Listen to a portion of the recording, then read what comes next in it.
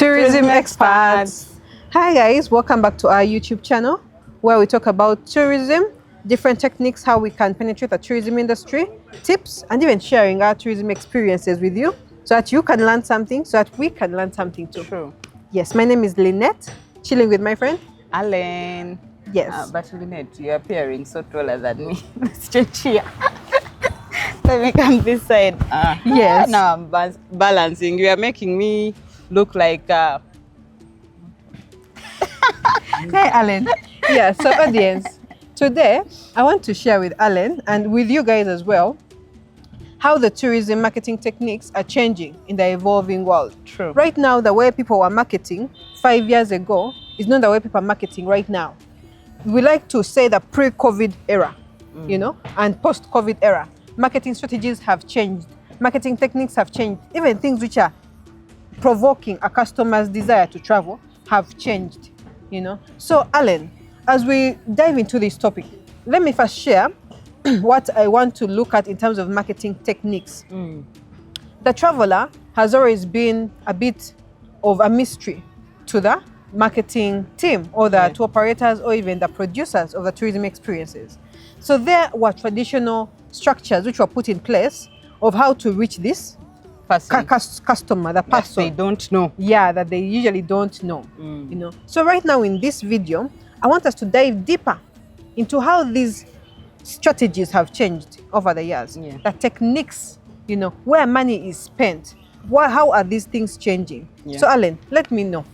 Lynette, first of all, there has been a decline in traditional marketing. Yes. I want you to believe with me that like 5 years back, tourism marketing was based on traditional marketing techniques. Yes. Those are TV ads, those are brochures. Yes. I remember when we just joined the sector, you could send, maybe a traveler comes in and you give them your brochures. Yes. So that they go with them and share in their countries. Yes. Then we could move brochures to different offices, destinations to see that people could pick Alan, maybe when did you join the industry? About 7 years ago, Lynette. Sugar, when we had campus. Me, I don't relate. Me, I've just joined the industry. For me, I know when I was that tour company doing internship, that is what we used to do. Then we could move office to office, giving them brochures, you know. But we looked at TV ads. We want, could you do a TV ad? Then it was expensive for the company. But those are the things that we are looking at. Having magazine features, news, paper features. Articles, writing articles. Going for expos. My friend, if you didn't have the money to go for an expo, you could not do marketing. Reach the customers. You get. But now our marketing I think also for me, the thing which I noticed when my first job when I was in TZ as a marketing manager, we did a lot of collaborations with German companies. So they would have their newsletters or their magazines. And you know, people in Germany read a lot. I don't know how the culture is right now, but they were initially known to be strong readers. So what you had to do was to make sure you have like an ad in one of their magazines, you know, one of their magazine series. So at least that's something I saw firsthand. Actually, there is a time even us, we had to translate our website to German so that we fit into that that market. But I think today the marketing techniques have a little bit evolved. Yes. As back then, the marketing was like, see this place. Today the marketing is, imagine yourself there. Yeah. If you went there, you get that. Yes. So now our audiences are looking for, they get information online. Audiences have a very little attention span. Yes. Because when you look at every day, that is what you talked about in the previous episode. All the time, every minute, new content is being uploaded on Google. So for your destination to be there, you have to be consistent because the attention span is very short. And I think on the consistent part, also be a little bit obsessed. Yeah. If you can be more obsessed than a little, it's better. True. Because we're competing with destinations that are relentless. I just came back from a trip recently, and in this country, every business has like 10, 20 people on a daily live streaming their products. You know, it could be hard products that are maybe craft shoes or bags or what. They're live streaming their products. They're live streaming their experiences. They're saying, come to this state, come to this province. There is ABCD every minute of every day. There is a TikTok video going out, not even one, not two, not 20, like 50 TikTok videos going out every day. Lynette, Live streams, yeah. you know. And for some reason, us as Ugandans, we are, I don't want to say lazy, but sometimes we are scared to bombard. We're like, when someone tells you, you know, post 10 times a day, isn't that too much? The people who post 50 times a day. Yeah. Here in Uganda, people who are posting 50 times a day, 60 times a day. But for you, someone tells you post, even if it's 5 times, you're like, Zimbabwe and food day. Lynette, there are people that still ask you, how do I improve my business? My business is not working. I have a very beautiful shop. But when you check maybe like their TikTok account, they last posted in January. You get? And then this person, you look at this person and you, sometimes I just want to slap this person. And We don't value why don't it. you move with that We trend? don't value the techniques. That's the thing. Like I remember one of my bosses, Yeah. I first had her speaking at a gathering in 2019, and she was talking about TikTok, you know. Tell me, years later in 2023, I'm now working with her directly, and I asked her, Madam, do you have a TikTok? She's like, no. I'm like, but in 2019, you were the same person telling people to jump on TikTok. But you yourself, you are not yet there.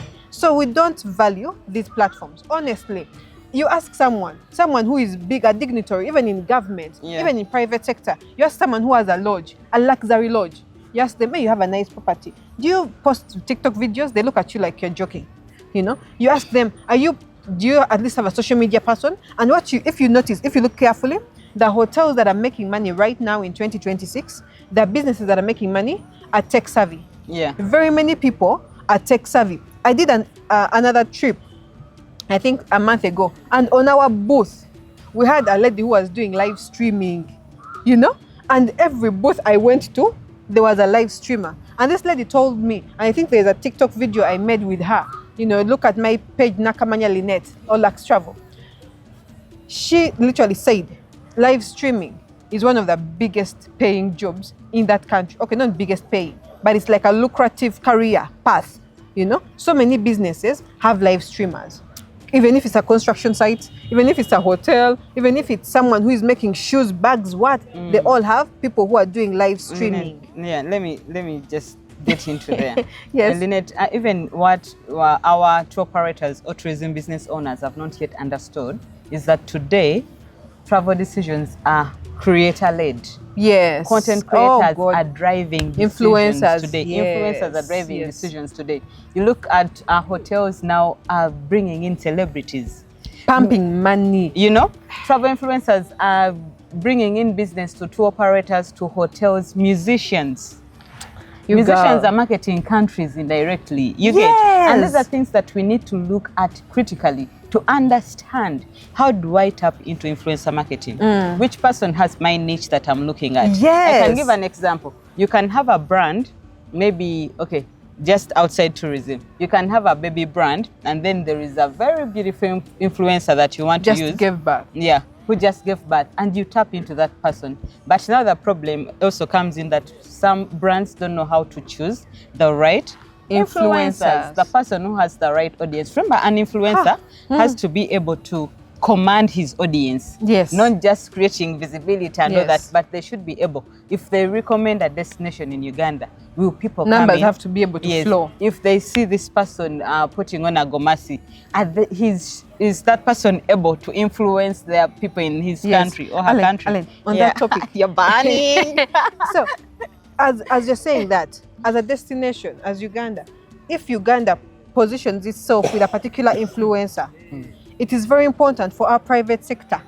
And this has to be something that, if you're not picking anything from this video, this should be it. Something that you pick. You pick. When Uganda brings in an influencer, example like Spice, who was brought into the country, when Uganda Tourism Board is taking her around the country, she's creating content for her people in her country. Yeah. You as a tour operator, now it's your chance to go into that country and say, you see, we even had Spice. Yeah.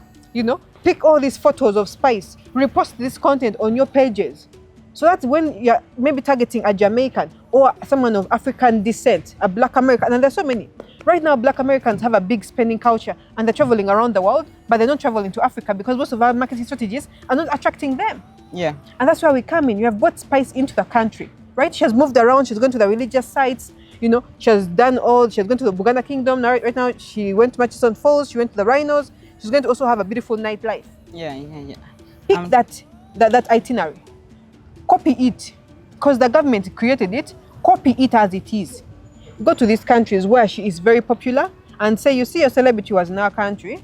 Come and also experience what she experienced. Yeah. Let's give you a spice tour of Uganda. That is powerful. You know, let's give you a spice tour of Uganda. Sell this to all the people in the Caribbean, in Jamaica, in Hawaii, in all the Caribbean countries, even people in the US who are African descent. Something you have to know with Africans, black people, we like to dance. We like to have a good time. We like to eat food. We like to experience, you know. So she's going to do her concert. Make sure that your clients are going for the nightlife of Kampala. Uganda nightlife is so good. Ugandans have invested a lot of money in their nightlife, in lounges, in all these nice hangouts, you know. Take them there. You know. Lynette, I was trying to look for this name, the celebrity who came in, Kim and Kanye. Yes. Let me tell you, there are so many honeymoon packages that we've sold, and someone comes specifically, I want an itinerary like Kim and Kanye there. Wow. The one that they had when they came sleeping at Chobe. You remember that time? Was it 2018, 2017, around there? Yes. But so I was just showing you that what you're talking about is a very crucial point that tour operators can tap into, because I have experienced this. Even just recently, I think about 2 weeks ago, I was looking for this itinerary, because when we made a honeymoon package, the client was like, I want this specific one. And this is almost 9 years ago. You know? Which means even if you are a tour operator listening to us right now, you don't have to do it. You might say, I'm late. You're not late. Next year, you can sell this package as the Spice Tour of Uganda. Next year, in 2028, in 2029, you know, you can sell it for the next 10 years. And then you see what was a little disappointing. When I went to Google to search the itinerary that they had, it was only newspapers, online newspapers that had written about it. And then I was wondering, where are the tour operators to tap into this? Because if I search for Kim and Kanye itinerary, I should have seen a tour operator, you know, popping up, selling that itinerary. You get. And they can't even sell it right now.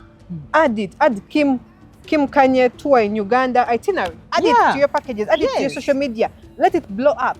You know, those are the social media posts you have to be able to amplify, and you boost them. They reach, and when you're boosting, by the way, you have to do strategic boosting to a particular niche, and all those are things we can discuss. You discuss them in the consultancy. You know, for different clients. Niche boosting. Don't just market for. You know, have a niche. Market specifically, strategically, and with a consultancy, all that guidance can be given. Clients will flow in. Lynette, what do you think are some of the... Okay, we've actually tapped most of the things. I was going to ask you that some of the marketing techniques that are currently trending, but I think we've almost... But when you talked about... As we're summarizing, we can still highlight them for the audience. Yes, we can highlight them. But I want to also take this point to a tourism business owner who is watching right now. We talked about a trip that you were on, where people do maybe like 50 TikToks a day. They have different TikTok pages. They do live stream, different pages that are doing live stream. And here today, we are still struggling with making a tour operator to understand that you can have different websites, targeting different audiences. Why do you have the same website that is targeting gorilla tours, you're targeting safari tours, culture tours on the same site? You're going to confuse that website. You're going to confuse the Google algorithm to pick you up. But you can have different sites. Say you have one that is targeting gorilla tours, you have one that is targeting maybe culture tours, one that is targeting adventure. That way you're able to reach the right audience with different content that is able to pull them. Because remember, our sector is a pull sector, is a pull industry. You're not going to just push to be in people's faces all the time, but you're going to pull. And that is what is happening currently. Now we are not pushing destinations to people, but destinations are pulling or appearing on people's phones. You don't know about this place, but you're scrolling and the destination appears. It is pulling you there, you know? So we need to see that we diverse and get into the current trends. Guys, wake up. Wake up to you. Alan, I think this conversation has been very, very interesting. You have no idea what the power of adopting these techniques has on the industry. First of all, most of them are cheap. You know, people have their phones in their hands, And you have to identify which, as you're doing this technique marketing, this new technique, there is need to use data-driven strategies. Yeah. You know, right now, not every country has TikTok. You know, not every country has WhatsApp. Like now, some Asian countries, they have very big populations, but they also have their own social media platforms. If you tap into those social media platforms, their platforms, you can literally get clients flowing in. So invest in a niche. If you want to have Germans, if you want to have Italian, Spanish-speaking clients, look at those countries. Which are the pages, social media pages they use? If it's social media, because there's so many different platforms. You know, if it's social media, look at the pages they use. Join those pages. Create content in their language. You know, or even when you're doing subtitles, you can put like a subtitle in their language if you're targeting that audience and you're on that platform. You know, because if you're targeting Chinese, there's no reason why you're doing a TikTok for English and you're targeting Chinese. You go to Red Note. Open up an account in Red Note. You can actually open it up. Put your gorilla experience and translate down. You talk about the gorilla experience and translate it in Mandarin. You post it. See what happens. Trust me, you're going to get inquiries just by doing that. And also, there need to be consistent. Don't do this for 1, 2 days, 3 days, 1 week, and when you're burning after watching this video, you're like, there's no money, sincerely, but to the India, there's no one is coming. Do it consistently. Sometimes you might have to do it for a year. You know, for 2 years, even but 2 years. It's free. Remember, yes, all you need to put in is your energy, time, a bit of strategy, a little bit, by the strategy you're using is very little. The content you have and the technique. Yes. And consistency. Yes, I think as we wind up, let me list a few techniques that the viewer should adopt. Number 1, look at social media marketing. That is the very bare minimum that everyone can handle. Even you, because you have a phone, you're in TikTok, but what do you use your phone for? Number 2, go into SEO. Search engine optimization. It is very important because remember, when you put up content on your site, that content never gets old. It can still pop up even after 15 years. Number 3, go into content creation, like content writing. And when we talk into content writing, please don't forget that the algorithms are changing. Now you need to know which content can AI tools easily pick up, because you have to write content that directly answers questions that people are asking. You get, because you know currently people are not going to go to Google to search and find a full article or what. They're going to use AI. But if you have content that is directly answering questions that travelers are searching, it is going to be easy for AI to pick up that segment on your content and it brings it here. You get, so you need to think about email marketing. I don't know why people are now skipping this, but this is a very powerful tool. When you have someone's email, you have power over them to convert them into what? Clients or consumers. And then I think you can also think about OTAs. I think OTAs. Yeah, even influencers. Yeah, influencers. Actually, even influencers. Getting influencers. Yeah. I know companies as early as 2022 who were literally bringing influencers into the country. They take them around and the influencers' job is to go back and bring like a group of 20, 30 people. You know, and when you have a group of 20, 30 people, 50 people, trust me, you have enough money for the year. You know, if you want, you penny,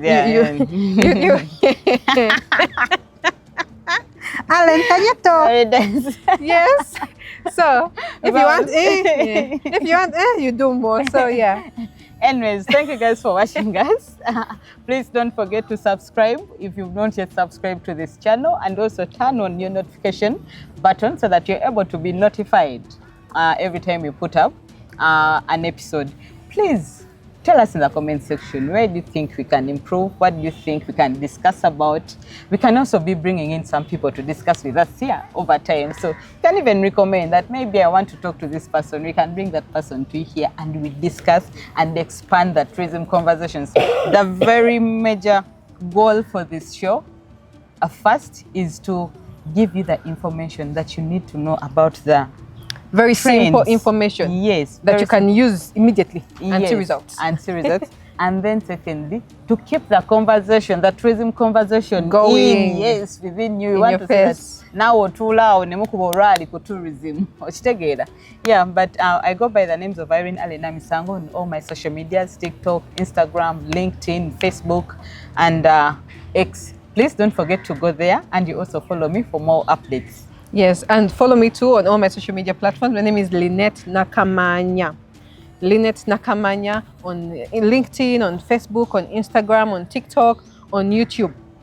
So follow us, watch our content, comment, don't only watch this. There's so much content, on our pages. You can even go back. Yes, the previous videos with different topics, with different information. If you're a tour operator, this information will help you. It's free of charge, Yeah. If you are someone enthusiastic about tourism, you can join the industry. It's a lucrative industry. Once done correctly, you can definitely earn from it. Then we also have a tourism consultancy that helps tourism businesses grow. Please don't die in your what? They said don't die in your what? In your game. You started up a tour company, you're not getting inquiries, you don't have bookings, don't die there. Come talk to us. We are able to study each business case per case to see where do we touch, where do we improve, and we walk with you the journey until you confirm at least your first client. Please talk to us and we are able to serve you. Thank you. Bye-bye. Let's take a selfie. And post it on TikTok.